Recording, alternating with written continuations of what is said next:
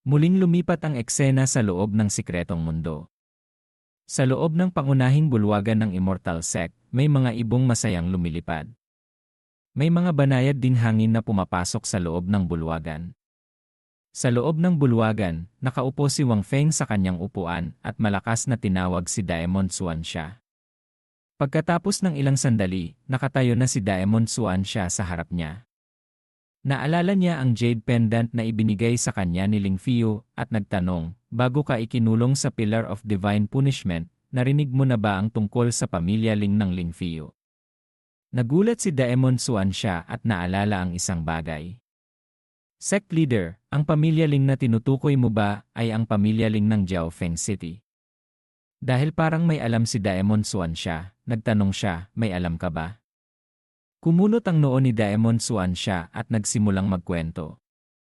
Ang pamilya Ling ng Jiaofeng City ay hindi maituturing na nangungunang pamilya sa Jiao Empire, ngunit isa silang sinaunang pamilya na may halos 5,000 taong kasaysayan. Sinasabi na hindi masyadong umuunlad ang pamilyang Ling dahil sa isang kayamanan na kanilang minana sa bawat henerasyon. Ngunit ang mga inapo lamang sa pamilyang Ling na may tunay na dalisay na dugo ang maaaring mag-activate ng kayamanan. Kapag na-activate na, magbabago ng lubusan ang pamilyang Ling. Madali silang magiging nangungunang pamilya sa mundo. Nakangiting naisip ni Wang Feng, ano bang swerte ang meron ako? Nagre-recruit lang ako ng mga disipulo pero puro may malalaking swerte. Itinaas ni Daemon Xuanxia ang isang kamay at nagsalita. Siyempre, isa lang itong alamat na naikwento sa maraming tao. Ngunit sa tingin ko, ang pamilyang Ling na biglang tinarget at winasak ay may kaugnayan sa alamat na yon. Bulong ni Wang Feng, kayamanan na kinainggitan ng iba. Sumang-ayon siya sa sinabi nito. Malamang na tama ang analisis mo. Tumayo si Wang Feng. Kung sumali na si Ling Fiyu sa Immortal Sect, natural lang na maging bida ako para sa kanya. Ang mga tao ni General Lin ay simula pa lamang. Sinumang sumira sa pamilyang Ling ay hindi makakatakas. Nakangiting nagpakumbaba si Daemon Xuanxia. Ang pagpasok ni Ling Fiyu sa Immortal Sect ay ang pinakamalaking swerte ng buhay niya. Sa isip niya, ang makakapit sa malaking hita ng Immortal Sect ay swerte ko na sa buong buhay ko. Inutusan ni Wang Feng si Daemon Xuanxia na huwag sabihin kay Ling Fiyu ang kanilang pinag-usapan. Kailangan niyang maging masipag sa pagsasanay.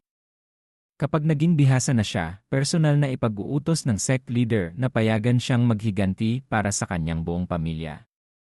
Sumunod si Daemon Xuanxia nang walang pag-aalinlangan. Pagkatapos ng lahat ng iyon, tinawag ni Wang Feng si Daemon Xia na tawagin ang lahat ng elder at disipulo ng sekta. May sasabihin siya sa lahat. Pagkatanggap ng utos, naging sinag ng pulang liwanag si Daemon Xuanxia at mabilis na umalis. Nang wala ng tao sa bulwagan, tinawag ni Wang Feng ang sistema upang ipakita ang mga mensahe na hindi pa niya nababasa noon. Congratulations, host! Napatay mo na si General Lin at General Lin Jun. Ito ang unang pagkakataon na napatay ng host ang isang eksperto sa Xuanhuang Realm at isang hukbo ng mga alipores. Ang sistema ay espesyal na gagantimpalaan ang host ng isang random summon opportunity at 30,000 sec points. Biglang nagbago ang kulay ng sistema at naging pula. Nagulat si Wang Feng. Dahil napatay ng host si General Lin, nagalit ang Jiao Great Emperor sa host. Automatikong i-activate ng sistema ang misyon ng pagiging magkaaway. Pagkatapos basahin ang mensahe, nanlaki ang mga mata ni Wang Feng. Ano ang kaaway na misyon? Sumagot ang sistema, kapag nagsimula ang misyon, automatikong ituturing ang Jiao Empire bilang kaaway. Kung lumabas ang misyon ng pagiging magkaaway, at makumpleto ng host o ng mga disipulo ng Immortal Sect ang misyon, makakatanggap sila ng mga gantimpala ng misyon. Ipadadala na ngayon ng sistema ang unang kaaway na misyon sa host, pangunahan ang mga disipulo ng sekta para sumali sa pagtitipon ng banal na demon na isinagawa ng Jiao Empire at makuha ang unang pwesto. Sa system board, lumabas ang 4 na mukha na maaaring sumali sa pagtitipon, Mu Yunfei, Ling Fiyu, Li Qing at Li He. Hindi ko alintana ang proseso. Kailangan lang magkamit ng unang pwesto sa pagtitipon ng mga disipulong ito. Bilang karagdagan, pagkatapos makamit ang unang pwesto sa pagtitipon, galitin ang Jiao Great Emperor. Gantimpala ng misyon, 5 random summon opportunity at i-unlock ang bulwagan ng misyon sa loob ng sekta. Kaugnay na misyon, habang sumasali sa pagtitipon, subukang kunin ang mga namumukod tanging disipulo mula sa iba't ibang sekta, maliit man o malaki, upang sumali sa immortal sect o wasakin sila upang agawin ang kanilang kapalaran. Sa bawat pagkakataong makakuha ka ng isang talented disciple o puksain ang isang talentadong disipulo upang agawin ang kanilang kapalaran, gagantimpalaan ka ng isang tiyak na bilang ng sect points. Nakadepende. Ang tiyak na halaga sa talento ng taong iyon.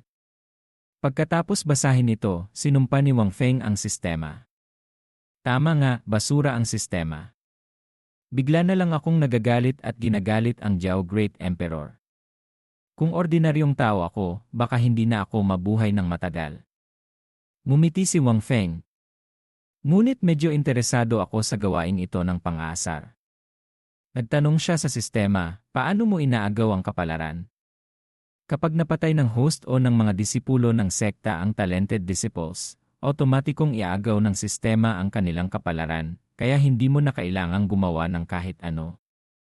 Kung ganun, maginhawa nga. Hinimas niya ang kanyang baba. Pagkalipas lang ng 10 araw magsisimula ang pagtitipon. Sa kasalukuyang kasanayan ng mga disipulo ng Immortal Sect, para makamit ang unang pwesto sa pagtitipon, baka medyo ilusyonado tayo. Ngunit saktong nag-utos ako ng pagtitipon ngayon, kaya ito ang tamang panahon para pataasin ko ang kasanayan ng mga disipulong ito. Makalipas ang ilang sandali, maraming tao ang dumating sa pangunahing bulwagan.